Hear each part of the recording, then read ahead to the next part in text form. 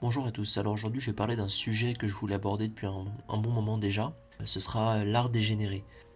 Dans mes dernières vidéos, j'avais déjà évoqué cette notion de vouloir plonger le monde dans le péché d'une certaine petite secte, on va dire, fortement implantée dans une certaine communauté que vous connaissez bien, dans le franquisme en fait. Et dans cette mentalité de vouloir plonger le monde dans le péché et d'inverser toutes les valeurs, il y aura les aspects sociaux, les aspects moraux, les aspects politiques, les aspects religieux. Tout ça va vouloir être inversé pour en fait plonger le monde dans ce qui est bibliquement considéré comme le péché. Et une de ces inversions peut-être que vous pouvez voir au quotidien et qui vous touche le plus, puisque c'est très visuel, c'est tout simplement l'art et l'architecture. Et notamment ce que depuis 2 siècles on appelle l'art moderne, qui a pris son début au 19e et son véritable essor au XXe siècle. Alors je ne vais pas rentrer dans les détails de tous les mouvements artistiques et faire un cours d'histoire de l'art, je n'ai pas les compétences et c'est pas le but de la vidéo qui s'éterniserait sinon. Mais je vais vous parler précisément justement de quels ont été les principaux personnages et étapes de cette évolution de l'art qu'on a vu depuis quelques décennies. On va commencer à parler de l'architecture parce que c'est ça qui est le plus visible. Alors par exemple, tout ce qui est cité HLM, mais aussi ces bâtiments qu'on a sur des formes beaucoup plus géométriques, beaucoup plus simplistes, puristes, avec du béton, de l'acier et du verre. Toutes ces innovations ont été faites justement par le mouvement qui s'appelle le mouvement puriste, dont Le Corbusier, un architecte français, était un des principaux apôtres, on va dire. Il avait aussi quelques autres personnages, notamment un Allemand qui était important dans ce mouvement-là, mais ça a été lui vraiment qui a été le pilier de cette architecture moderne qu'on voit partout aujourd'hui. C'est-à-dire que quand vous voyez tous ces bâtiments, c'est à la base tous inspirés de Le Corbusier sur quasiment tous les aspects, les matériaux et tout ça. Et donc Le Corbusier, il a agi surtout un peu avant et un peu après la Seconde Guerre mondiale. Et c'était un personnage alors qui était affilié à la franc-maçonnerie, ce que beaucoup de documents montrent, et beaucoup d'historiens s'accordent à dire ça, malgré le fait que récemment la franc-maçonnerie ait nié son appartenance à une de leurs loges. Mais il faut aussi comprendre que c'est un personnage qui a eu certaines implications avec le régime de Vichy, ce qui a donc probablement évidemment été un prétexte pour le mettre à la trappe, on va dire, de l'histoire officielle de la franc-maçonnerie qu'ils assument publiquement. Et donc il a notamment été, on va dire, l'innovateur qui a été le premier à imaginer les HLM et dont les idées seront reprises après-guerre, notamment pour construire des logements à bas coût, pour loger toute la nouvelle démographie arrivant ou issue du baby boom après la guerre. Et notamment le nom Le Corbusier lui-même prétendait qu'il l'avait récupéré d'un de ses ancêtres qui était un gnostique de l'hérésie cathare. Donc c'était aussi une certaine appartenance assumée, on va dire, à des sociétés occultes de sa part, ce nom-là. Et il a aussi été financé et invité à de nombreuses reprises par la fondation Rockefeller ou de nombreux mécènes, on va dire, d'une certaine communauté qui ont lancé sa carrière. Et donc il venait d'une famille protestante, justement, qui avait ses origines là à Qatar, mais qui était installée en Belgique. Puis en Suisse, là où il est né, et où il a fait une grande partie de ses études et de sa vie professionnelle avant d'aller plus en France. Notamment, il était un grand habitué du quartier de Montmartre, où il fréquentait tous les lieux de mauvaise vie. Donc ça, c'est pour l'exemple dans l'architecture qui est probablement le plus important. Sans mauvais jeu de mots, c'est un monument de l'architecture. Le Corbusier, c'est peut-être le personnage central de toute l'architecture moderne. Mais au-delà de ça, parlons de l'art, plutôt de la peinture cette fois-ci, et de la sculpture. Parce que cette notion d'art dégénéré, en fait, a été notamment développée en réaction à de nombreux artistes peintres et sculpteurs qui avaient décidé, notamment pendant la République de Weimar, de s'émanciper, on va dire, de tous les standards de beauté précédents, notamment de ceux de la Renaissance et de l'art classique. Et en fait, cette mentalité, elle vient s'inscrire comme une suite logique de l'idéologie qui s'est développée à partir de l'époque des Lumières, mais qui s'est suivie, comme je l'ai évoqué dans la plupart de mes vidéos, et comme beaucoup d'auteurs le décrivent, en fait, comme Alain Pascal, par exemple, dans cette espèce de révolution avec un grand R, qui est partie, on va dire, pendant la Renaissance italienne, des maîtres de Kabbale, et qui s'est, on va dire, diffusé et élaboré au fil des siècles pour donner toutes les révolutions, la Révolution française, le protestantisme, la franc-maçonnerie et beaucoup d'autres.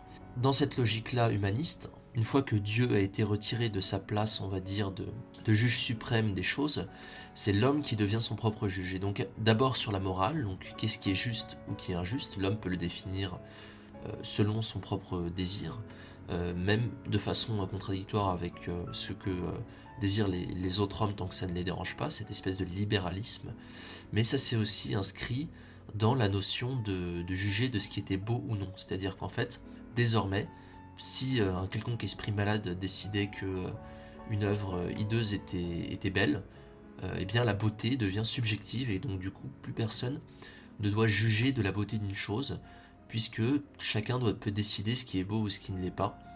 Et désormais le monde et notamment l'architecture mais l'art sont voués à une espèce de chaos sans aucun système de référence et en reniant pleinement en fait cet instinct qui est présent en chacun de nous qui en fait crie on va dire à la conscience que quelque chose est injuste quand on le commet ou quand on le voit commettre, ou que quelque chose est laid quand on l'observe et qu'il l'est. Eh bien, c'est cette conscience intérieure qui va être assimilée, comme vous voyez avec ce relativisme, à une construction sociale, et donc qui va être considérée comme non légitime et quelque chose de laquelle on va devoir, pour ne pas justement être vu comme un réfractaire ou un rigide, duquel on va devoir s'émanciper. C'est-à-dire qu'on va devoir s'émanciper de nos instincts les plus profonds quant à la morale, quant à l'esthétique, et même à la vérité objective, puisque ça va aussi arriver notamment en philosophie, avec ce qu'on appelle la phénoménologie, qui a été un mouvement philosophique aussi créé par notamment des membres de cette secte franquiste, notamment Edith Stein, qui infiltrera l'Église catholique par la suite, et aura une grande influence sur le pape Pie XI. Et c'est ce mouvement philosophique qui a influencé notamment Jean-Paul Sartre et toute l'école française de la déconstruction par la suite. C'est-à-dire que l'homme devient vraiment le centre de ce qui est vrai ou non et le propre juge de la vérité. Et en fait, cette loi naturelle qu'on a inscrite à l'intérieur de nous, qui nous permet de juger le beau, le juste, le moral et le vrai, et même la raison qui bien souvent nous permet d'arriver aux mêmes conclusions, ces deux choses-là se doivent d'être brisées par une répétition de mensonges et d'une exposition permanente et répétée à toutes sortes de choses immorales, laides, mauvaises, injustes ou même tout simplement irrationnelles.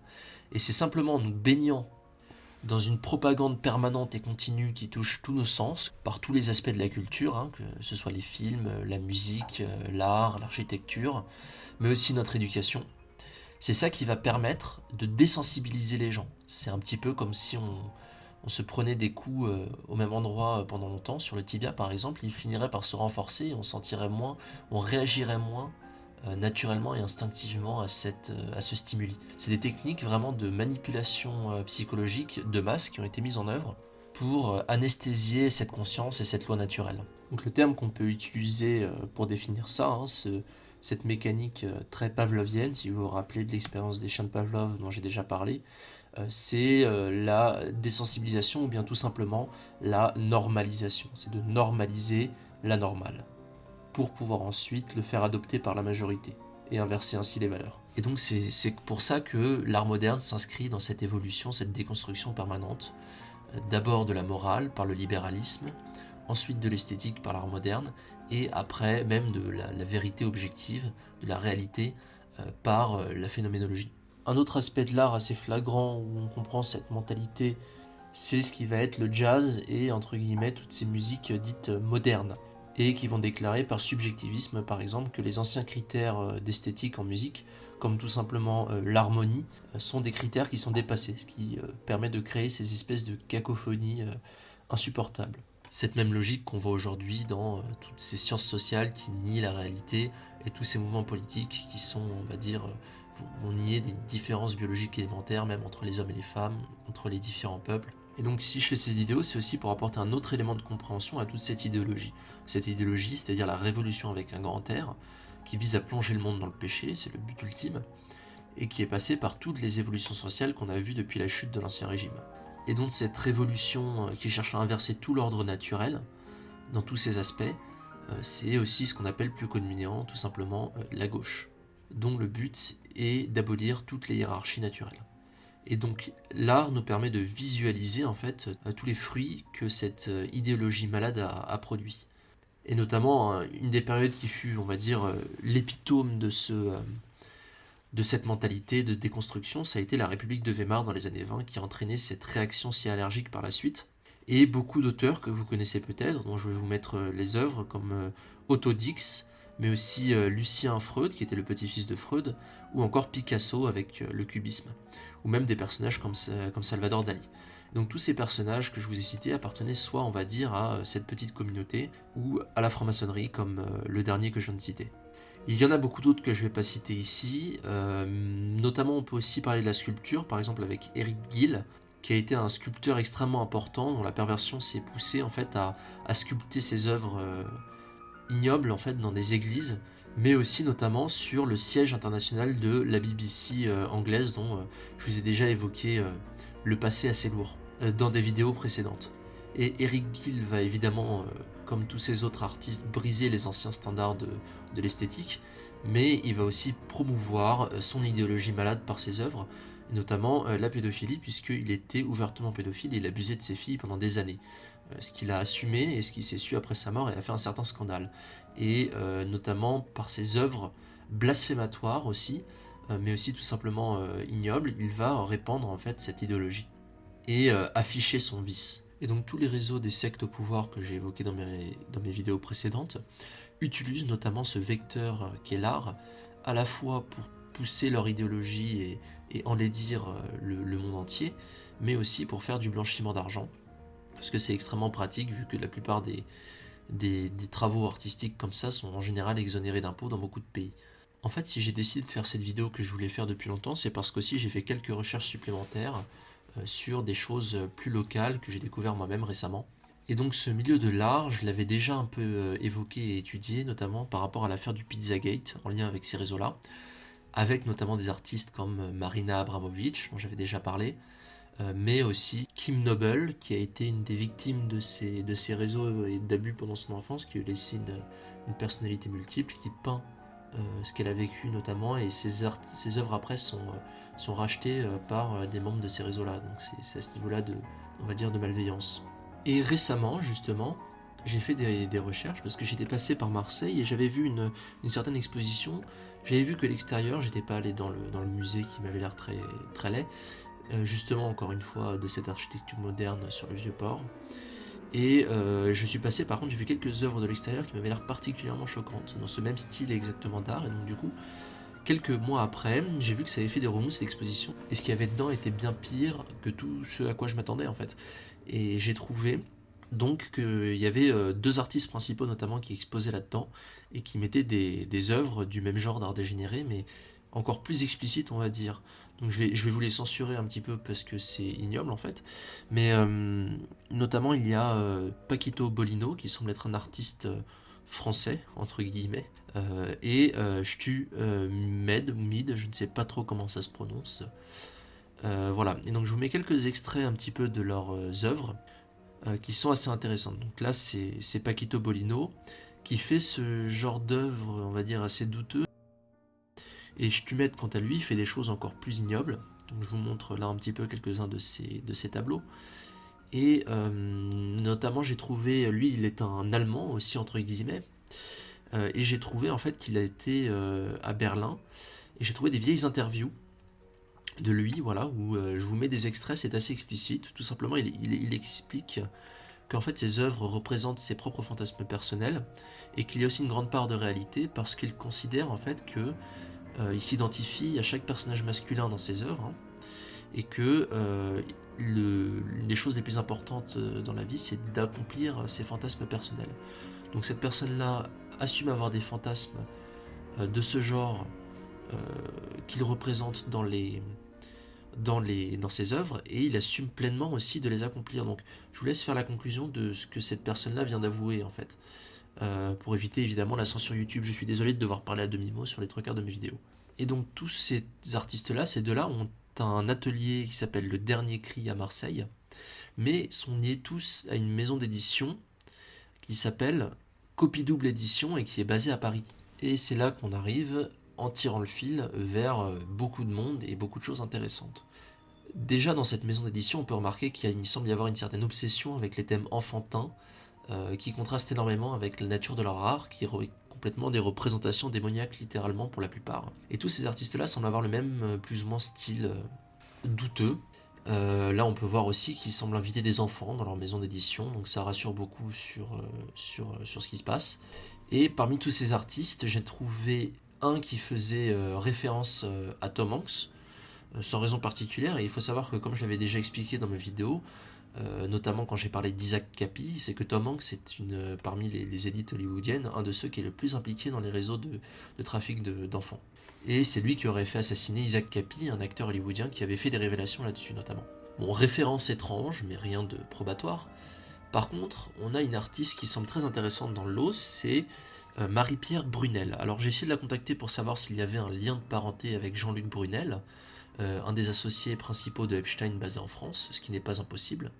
Mais c'est intéressant surtout quand on regarde son art. Déjà, en fait, quand on la suit sur les réseaux, on peut remarquer qu'il y a énormément de thèmes où littéralement on va dire, elle glorifie le satanisme et même les cultes sacrificiels d'enfants à Moloch dans ses œuvres, on peut voir là. Donc des pratiques comme le tarot ou d'autres choses peu recommandables. Pas quelqu'un de particulièrement rassurant. Et surtout dans ses œuvres, on peut voir beaucoup de références à la fois au vaudou. Alors il faut savoir que dans ces réseaux-là, notamment avec les Clinton aux États-Unis, le vaudou est quelque chose qui est extrêmement répandu. Par exemple, les Clinton font régulièrement des allers-retours à Haïti auprès de leur maître vaudou avec qui ils ont fait des cérémonies. Et ce n'est pas du tout des allégations personnelles, mais c'est une chose qu'ils ont eux-mêmes assumée en fait. Ils en ont discuté dans certains documentaires et certaines interviews. Donc c'est assez intéressant de voir cette connexion, mais aussi on peut voir évidemment en même temps les références maçonniques. Voilà, donc ici, comme j'en ai déjà parlé, avec les deux colonnes et quelques autres références. Donc ça, c'est des découvertes personnelles qui me semblent importantes. Donc c'est tout à fait nouveau, c'est pas quelque chose que j'ai récupéré d'autres sources ou quoi que ce soit, c'est recherches sur ces artistes français. Donc je vous invite évidemment à partager la vidéo pour que le plus de gens soient informés. Mais aussi, j'ai récemment rédigé quelques petits écrits qui se permettent une plus grande liberté d'expression que ce qui est possible sur YouTube et qui, je pense, sont extrêmement importants pour apporter des réponses un peu plus précises à certains des problèmes que j'évoque. Donc je vous laisserai le lien d'un drive dans la description de cette vidéo. Et puis au-delà de ça, après avoir évoqué tout ça, c'est important d'évoquer toute cette destruction de la beauté, de l'art et de la morale et de la justice. Mais pour vous laver, on va dire, les yeux et le cerveau de ce voyage au cœur de l'infâme, je vous propose aussi quelques œuvres, notamment de beaucoup d'artistes, qui eux sont les défenseurs, on va dire, du beau dans tout ce qu'il a d'objectif, même si c'est difficile à définir mathématiquement peut-être. Que ce soit des artistes récents ou un peu plus anciens. Voilà, donc je vous laisse après cette vidéo. Je vous invite évidemment à laisser un j'aime, à commenter, à me poser des questions, je peux y répondre, à me rejoindre aussi sur les réseaux sociaux où j'élabore sur certains autres sujets, et à lire mes écrits, notamment le dernier livret que j'ai écrit qui s'intitule Combattre la modernité, qui je pense vous apportera plus de réponses. Au revoir à tous et à bientôt, je vous retrouve pour une vidéo que je vais faire je pense prochainement sur les questions d'eugénisme et de médecine.